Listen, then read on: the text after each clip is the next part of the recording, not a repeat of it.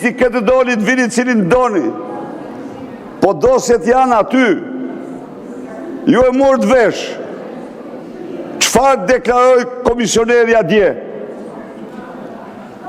Përgëzoj Malnezi që filloj hartim në traktatit dhe vazhdoj me një frazë pa citur Shqipërin. Lufta kundër korupcionit dhe shteti ligjor, vetë kuptoj Shqipëria, mbetën themelet këtij procesi.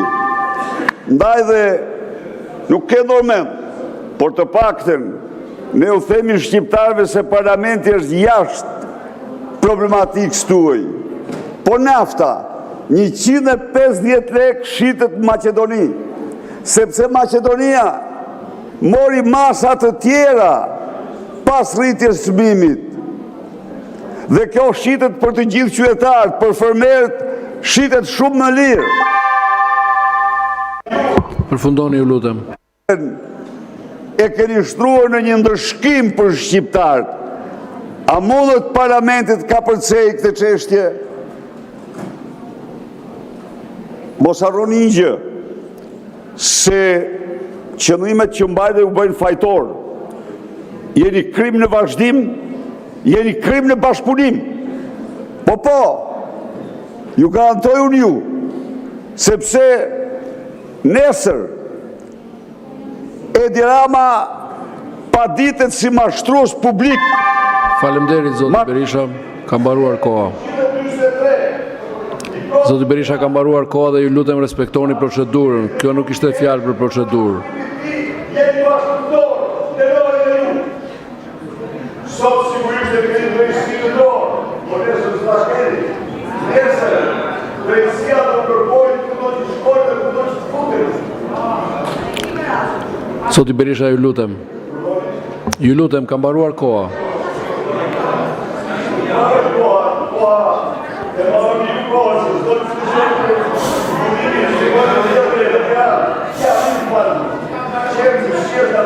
Ju lutem, na lejoni të vijojmë seancën. Ja, po. Në tepër se sa me lejon të koha.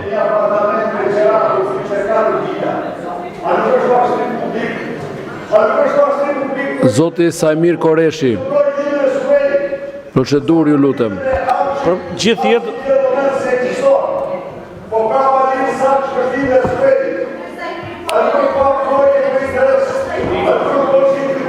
ju lutem, zoti Berisha.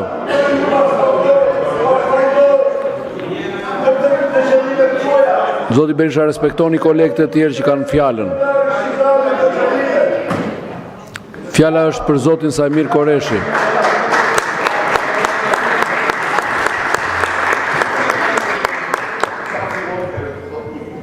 I nderuar zoti kryetar, me nder jush kam bërë dhe unë një kërkesë për interpelancë me shoqe ministre punëve të shtetit. Tani janë kategorizuar këtu deputetët, ne fshatarëve nuk na vjen radha. Kujtohet para 90-s, në ato vitet e qoftë largut, kur maja radhën për vajguri, sa e që më vinte mua radha s'kishte vajguri maronte. Edhe kjo pjesë e interpelancës, po të njëjtën nivel jemi, para një nuk po e pyes për shtetin tim, se si tha ministrja nuk pi milaçe.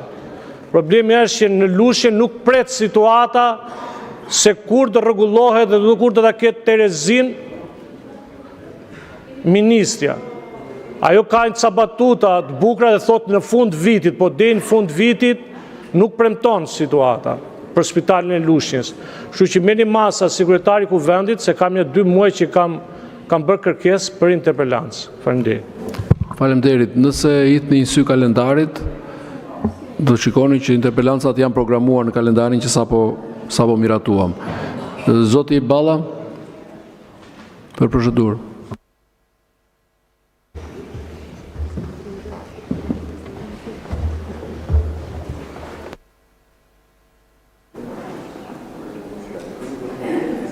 Zoti kryetar, kolegë deputet, në Kuvendin e Shqipërisë ka mbërritur raporti vjetor i qeverisë lidhur me ecurinë e procesit antarësimit Shqipërisë në Bashkimin Evropian, bashkuar këtu dhe raporti i 3 muajve të parë të vitit 2026.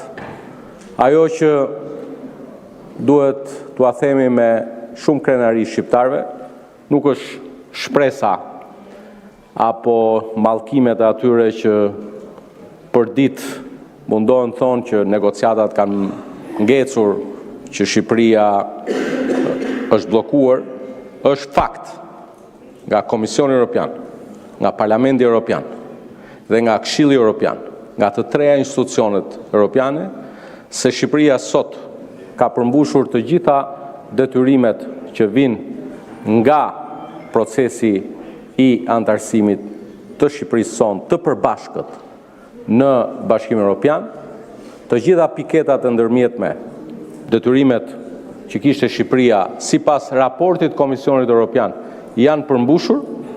Ka një procedurë që gjithë e dim, e cila nga Komisioni kalon tek Këshilli, nga Këshilli te vendet anëtare, dhe një gjë është e sigurt që brenda fundit të majit apo fillimit të qershorit, sikurse u komunikua dje nga komisionera Kos dhe dje nga zëvendës presidentja dhe komisionerja e lartë Kaja Kallas, se pritshmëria e Shqipërisë për të përmbyllur procesin e antarësimit në Bashkimin Evropian brenda vitit 2030 është shumë realiste.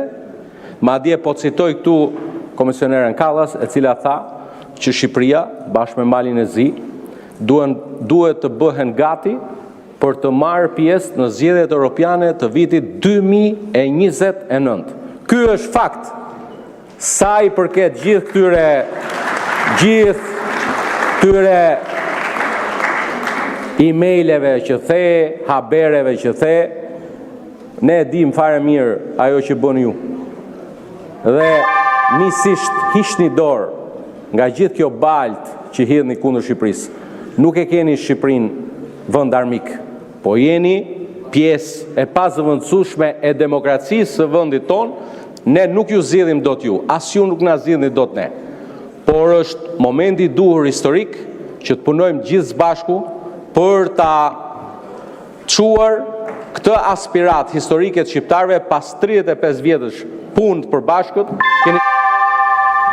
Përfundoni, ju lutem. Në shumicë, por nuk ju bën nder as pak që të shani nga mëngjesi në darkë Shqipërinë. Ejani dhe lexojeni me vëmendje raportin që do të miratoj Parlamenti Evropian në afet në datë 5 maj, ku ju bën ju një thirrje për të bërë pjesë e të gjitha proceseve. Ne kemi gatishmërinë, punojmë me ju për gjithçka.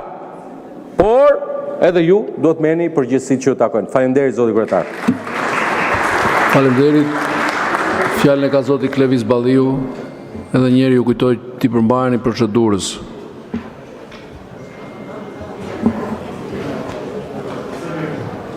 Kryetar, do t'ishte e udhës që kryeministri sot ishte këtu, pasi është i vetmi kryeministër në botë i kapur në flagrancë në mashtrim, kur vetë ka deklaruar se drejtoresha e Akshit është një njeri që s'ka as shtëpi, as makinë, aq keq ishte puna sa disa socialistë filluan të hapnin një faqe GoFundMe për Mirlinda Karçanaj. Tani Mirlinda Karçanaj na del me apartamente në zona ku shkon 5.000 euro metri katror. Nga ana tjetër, vjedhjet dhe abuzimet e asaj që vetë Edi Rama ishte krenar si institucion dhe e ka thënë publikisht pas nisjes së hetimeve për Akshin, tha është institucioni më i mirë që ka punuar më mirë se kudo herë tjetër, ai institucion ka prodhuar sheikun e parë në Shqipëri, Ergys Agasin, i cili kishte nga një pyll në çdo qytet Shqipërisë dhe në çdo pyll kishte nga një vil. Për mos thënë pastaj për dhjetra llogari bankare miliona euroshe. Por ku këta sklevërt e Edi Ramës kishin qindra miliona euro dhe kishin gjithë të pasurit palujqme. Sa pasuri ka shefi I tyre, Edi Rama? Për sa I përket Europës dhe gjuhës për Shqipërinë, ka vetëm një parti këtu që e mbron Shqipërinë. Se të denoncosh krimin dhe të luftosh krimin, nuk do të thotë luftosh Shqipërinë, do të thotë të luftosh qeverinë e krimit.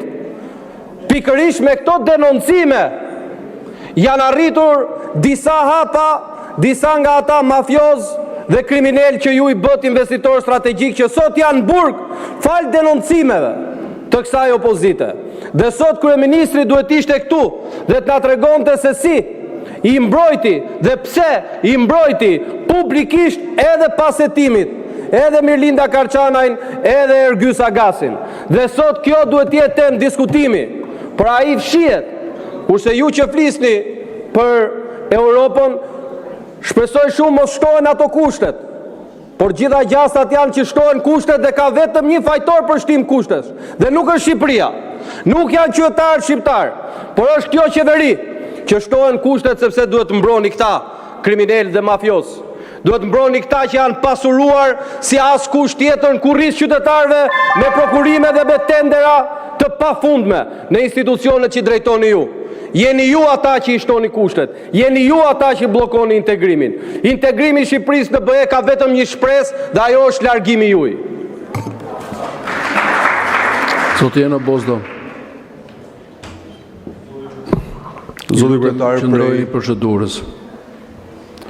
Prej 3 javësh tashmë është depozituar një kërkesë nga 7 deputet Partisë Demokratike për një interpelancë urgjente me Ministrin e Energjisë. Fokus të sektori hidrokarbureve, tek rezerva e naftës, rezerva e sigurisë naftës që duhet të ekzistonte dhe nuk ekziston, të gjithë problematikat me sektor të veçantë që furnizohen me këtë, të masat e marra në raste se situata do komplikohet. Kemi 3 javë që kemi depozituar, ende nuk është në kalendar. Si shpjegohet një gjë e tillë dhe na jepni një sqarim, lutem, se çfarë do ndodh. Patjetër.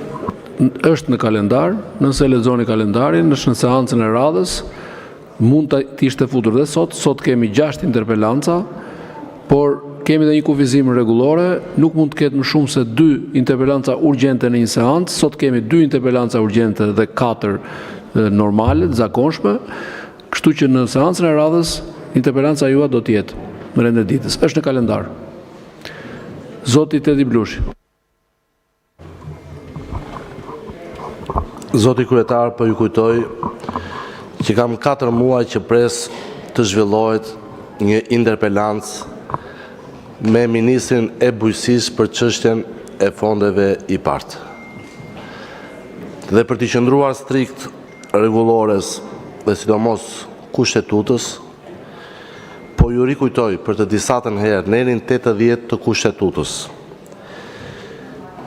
Pikën 1, ku çdo antar I Këshillit të Ministrave, pra çdo ministër është I detyruar të përgjigjet interpelancave dhe pyetjeve të deputetëve brenda 3 javëve.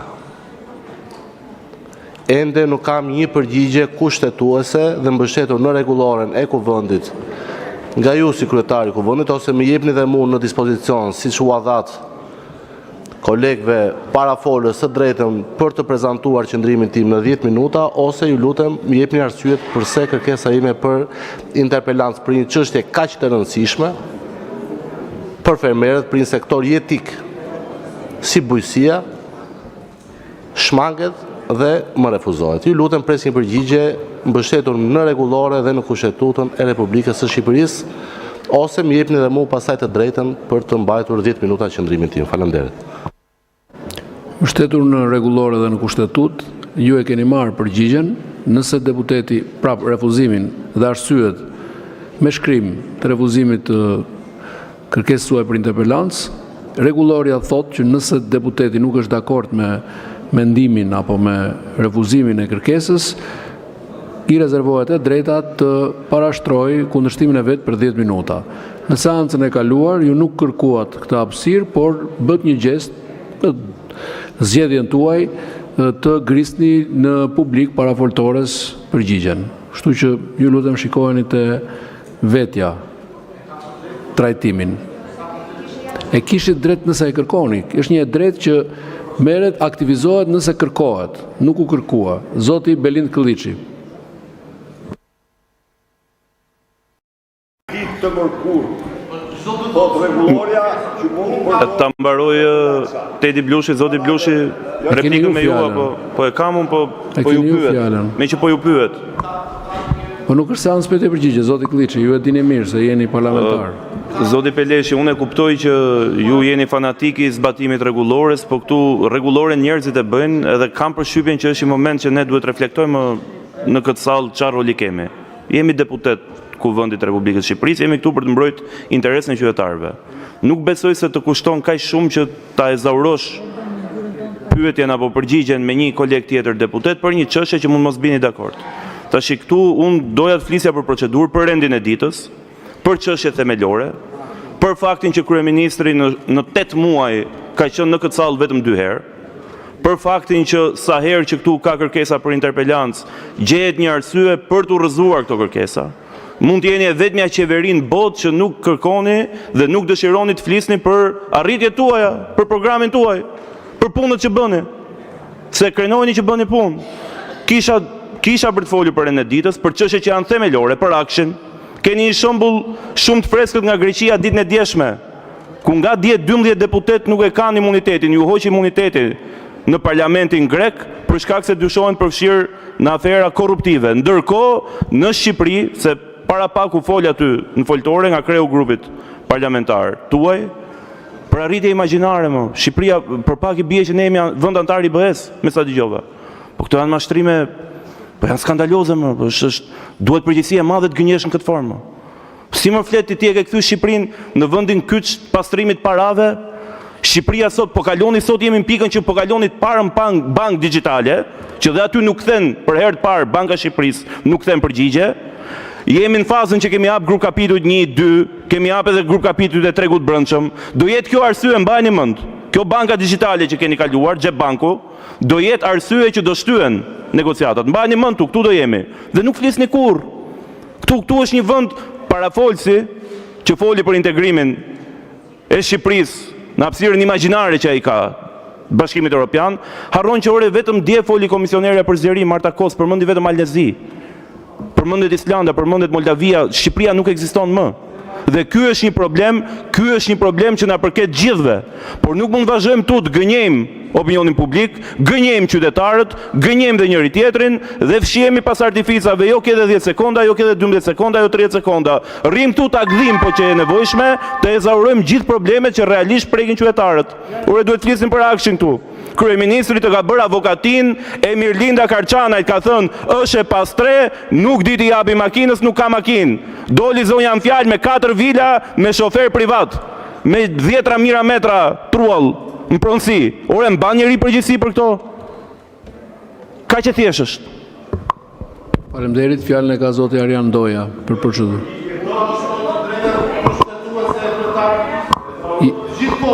Zoti Blushi, ju lutem, unë ju ktheva përgjigje. Ju kam kthyer dhe përgjigje me shkrim. Kishit të drejtën tuaj të kërkoni, ta kundërshtoni dhe të kërkoni të flisni 10 minuta.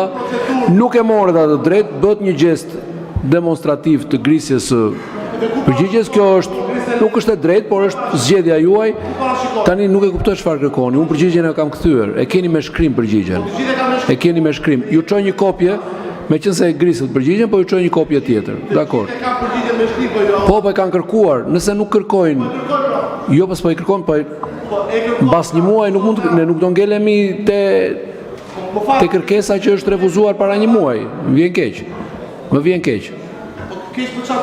vjen keq që nuk e kuptoni. Zoti Tritan Sheu.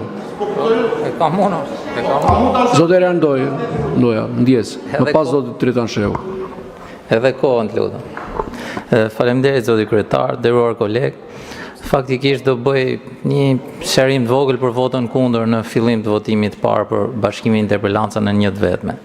Kjo bjen kundërshtim edhe me nenin 89 edhe me nenin 96 rregullores Kuvendit. E para nga pikpamja objektive, sepse objektivisht nuk mundet që ai që parashtron arsyen e kërkesën e interpelancës, pastaj e merr fjalën ministri, më pas ka sqarimin kundër, si që parashikon neni 96, realisht lë për dëshiruese nga pikpamja objektive, nuk e di se si mund të grupohet ky lloj debati.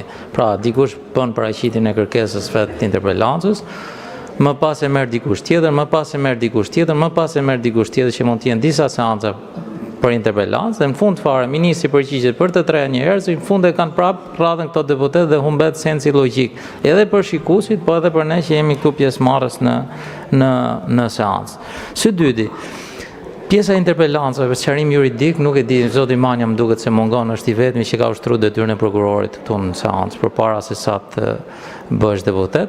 E di fare mirë që nuk ka asnjë lloj papajtueshmërie problemi i hetimit penal me interpelancat. Pse e them këtë? Keni vendim në numër 17 nda 16/4/2009 të gjykatës kushtetuese për ish kryetarin e komunës Kashar, i cili ndërmjet tjera flet për parimin e Besinidem, që i përkthyer shqip do të thotë mos dënimi 2 herë për të njëjtin fakt. Dhe aty flitet që ky lloj interpelancë ose detyre parlamentare që ka secili prej deputetëve për të kërkuar interpelancë ministrin ose kryeministrin, është një drejt kushtetuese në një republikë parlamentare ku kuvendi ka rolin parësor në organet, në hierarkinë e organeve në protokollin e shtetit. Pavarësisht se këtu kuvendit më vjen keq e them, po i ka ra fare vlera edhe në komision edhe këtu për sa i përket mënyrë se si komportohet me Këshillin e Ministrave apo me aktorë tjerë të institucioneve qendrore. Për nga ana tjetër keni edhe praktikë gjykata e Strasburgut që fillon që me rastin ANB kundër Norvegjisë, raste të tjera Zjani kundër Kroacisë, e tjera me radhë, edhe gjykata e Luksemburgut Bashkimit Evropian, Fiat kundër Bashkimit Evropian, i cili flet pikërisht për këtë që unë po them. Pra ne nuk kemi ndërthurje kompetencash mes të drejtës së një deputeti për të kërkuar përgjigje në lidhje me fenomenet caktuar nga anëtarët e Këshillit të Ministrave apo vetë kryeministri dhe faktit që prokuroria po bën një hetim penal. Pra janë linja komplet të ndryshme, nuk ndikojnë fare në procesin penal. Neni 77 i kushtetutës u a thot shprehimisht deri te komisionet parlamentare, të cilat nuk ndërhyjnë në punën dhe veprimtarinë e gjykatave, rezultatet e veprimtarisë së komisionit, por ata mund të shërbejnë për të referuar organeve përkatëse nëse nuk kanë filluar përshëndim penal. E fundit fare në aspektin logjik për ata që nuk janë jurist. Çfarë ndodh vetëm me kodin e vitit 1979, për këtë mund të ndihmojnë edhe kolegë tjerë që e kanë studiuar më përpara, parashikosh që fjala e atij Ju lutem përfundoni. Fjala e tij që ishte i panderë konsiderohet si mbretëresha e provës, pra nëse ai e pranonte ose jo. Me kodin e ri të procedurës penale, edhe sikur këta persona, të cilët ne i thrasim për interpelancë, mund të jenë të panderë ose me çështjen në gjykim, fjala e tyre nuk i ngarkon me përgjegjësi penale sepse kanë drejt ta ndryshojnë disa herë gjatë procesit. Ama nga ana tjetër janë vetë provat, janë vetë faktet ata që e implikojnë ose ngarkojnë me përgjegjësi penale nga organet kompetente përkatëse. Për integrimin, unë mendoj që me votimin kundër imunitetit ne kemi kryer integrimin dhe kërkesa jonë për antarësim pa drejt vote është fiks plani Ballkanit të hapur në interes të Serbisë. Faleminderit. Faleminderit. Zoti Ndoja, neni 89.2 s'ka nevojë as për interpretim juristi, sepse është shumë i qartë, lidhur me bashkimin e interpelancave dhe për më tepër më duket një pikë që s'ka nevojë për debat, sepse çdo deputet do ta marrë gjithë kohën e vet, sikur të ishte një interpelancë. Bashkimi vlen vetëm për ministren në këtë rast që në vend të 3 parashtrimeve do bëj një parashtrim duke marrë kohën e nevojshme, edhe nëse kalon për te 20 minutëshit, ka të drejtë sepse bashkimi interpelancës. Pra nuk ka asnjë lloj kufizimi, kohe, hapësire për deputetët kërkues. Zoti Tritan Shehu. Pas. Me radhë. Zoti Tritan Shehu, më pas zoti Tomo Realizoti. Faleminderit. Ju nuk e doni integrimin, të nderuar kolegë të maxhorancës. Ju e sabotoni integrimin. Prandaj sabotoni dhe prishin edhe procedurët e brenda parlamentit. Pikërisht të gjëra. Por mos hapur mundësinë e diskutimit dhe daljes në plan të parë dhe në të vërtetë të asaj që është realiteti.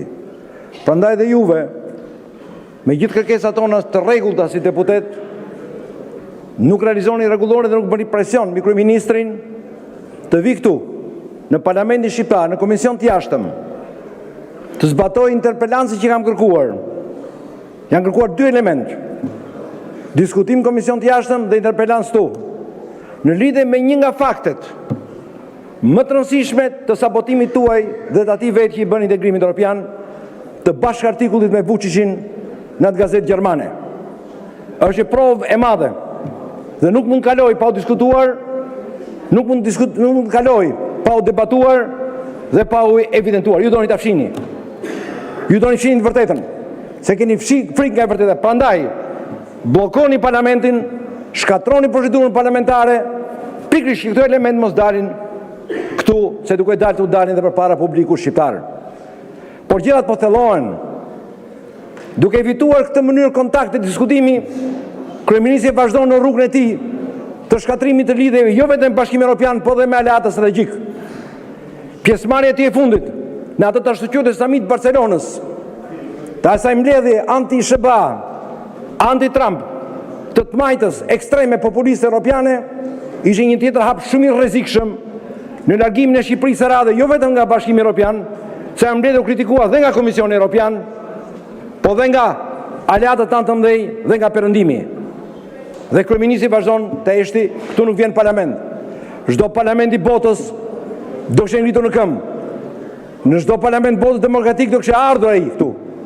Për të bërë pyetjen e thjeshtë, si ishte në Barcelonë përfaqësimi i tij si kryetari i Partisë Socialiste apo si kryeministër? Dështon kjo gjë.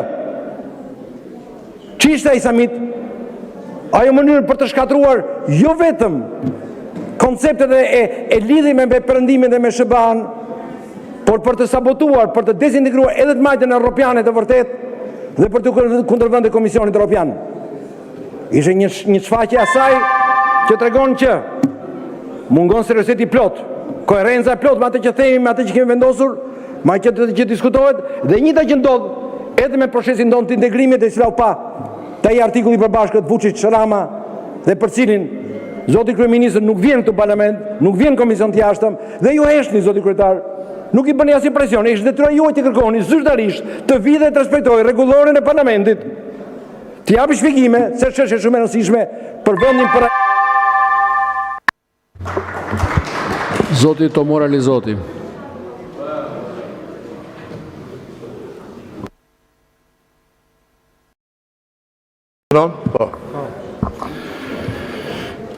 Tani ti je ministër në një qeveri, është post i rëndësishëm dhe është post politik që shumë deputet gjatë procesit të tyre politike kanë në sfidë kryesore. Ti je ministër dhe të refuzosh interpelancën, kjo nuk ka sens politik dhe të hedhësh dhe në votim refuzimin e një interpelance, kjo mund të bazohet në rregullore, po vetëm koncept politik nuk ka. Politika është përballje dhe ai që është ministër duhet të japi tezën e tij politike, skemën e tij politike për bujqësinë, e cila është hallk i rëndësishëm i ekonomisë shqiptare.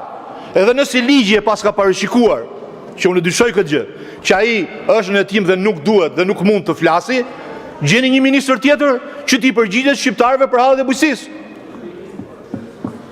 Por po gjeni që ai të diskutojë se njerëzit për bujqësinë e pyesin, për këtë e pyesin. Janë gjithë, Shqipëria është një vend që bujqësinë ka shumë të rëndësishme. Kush do japi përgjigje për këtë pyetje? Atëherë ç'kuptim ka parlamenti, vërni dryrën dhe lerën. Parlamenti është debat, është pyetje. Ne duam ta pyesim ata që përfaqësojnë votuesit e tyre dhe janë shumë votues në Shqipëri, si të majtë të djathtë, çfarë duan të jenë ata, që duan të dinë për bujqësinë, duan të dinë për këtë pjesë të rëndësishme të jetës tyre.